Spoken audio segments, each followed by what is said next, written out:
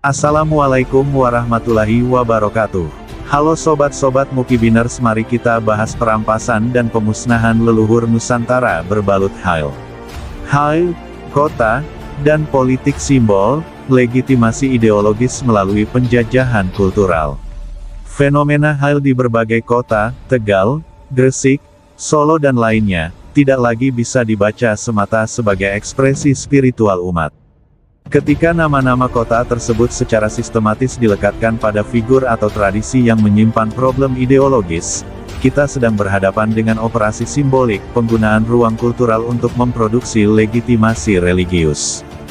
Dalam kajian sosiologi agama, ini dikenal sebagai symbolic appropriation, pengambil alihan makna kolektif untuk kepentingan ideologis tertentu.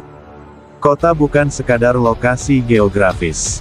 Tegal, Gresik, dan Surakarta, Solo, dan lainnya adalah ruang simbolik dengan sejarah panjang Islam santri, ulama lokal, dan manhaj Ahlus Sunnah wal Jamaah.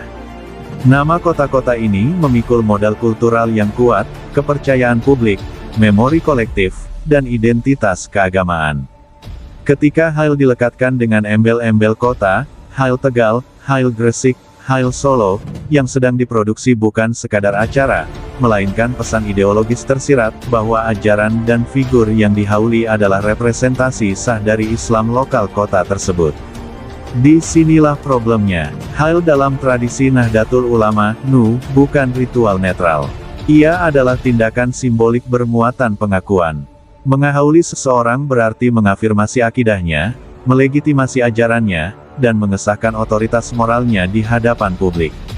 Maka ketika figur yang dihauli memiliki indikasi problematik, baik dalam doktrin, rujukan ideologis, maupun pola batiniah, cerita-cerita hurafat yang dilabeli dengan karomah, HAIL tidak lagi berfungsi sebagai doa, melainkan sebagai alat normalisasi ideologi.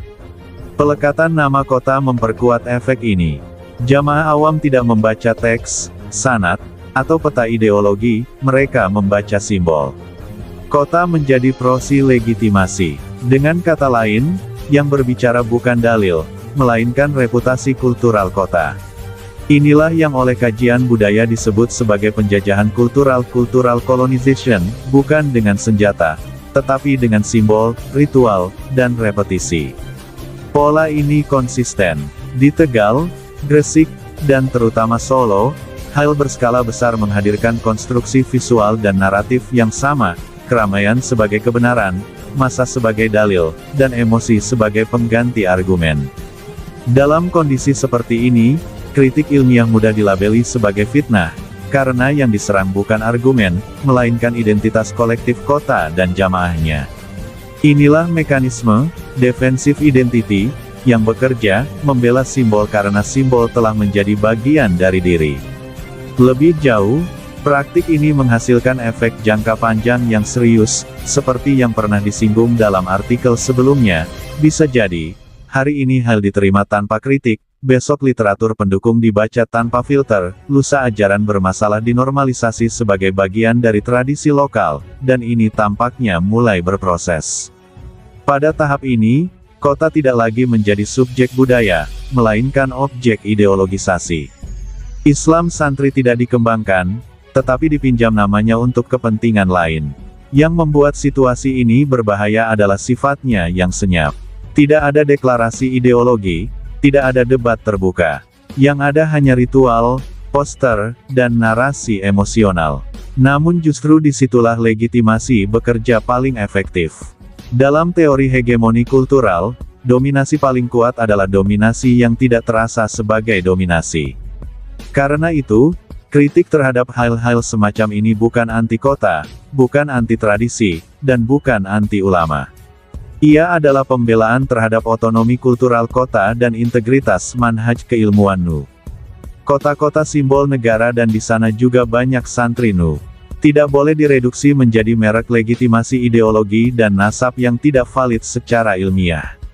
Singkatnya, yang sedang dipertaruhkan bukan sekadar satu HAIL atau satu tokoh, melainkan arah warisan kultural Islam Nusantara. Apakah kota-kota santri akan tetap menjadi pusat manhaj Ahlus Sunnah wal Jamaah?